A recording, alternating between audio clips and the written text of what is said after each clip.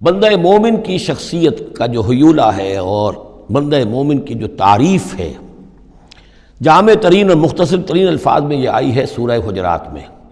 اس کے دو حصے ہیں، ایک تو ہے بندہ مسلم، مسلمان کے لیے تو 5 چیزیں ہیں، کلمہ شہادت، نماز، روزہ، حج، زکوٰۃ، لیکن حقیقی مومن کے لیے اس میں 2 اضافی چیزیں شامل کرنی پڑیں گی۔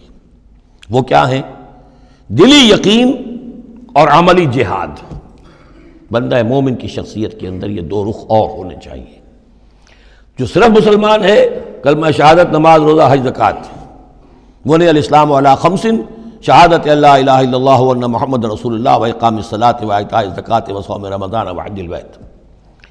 لیکن مومن انما المومنون الذین آمنوا باللہ ورسولہ ثم لم یرتابوا، یقین والا ایمان، دل میں ایمان، وجاہدوا باموالہم وانفسہم فی سبیل اللہ، اور جہاد کریں اپنی جان اور مال کے ساتھ اللہ کی راہ میں۔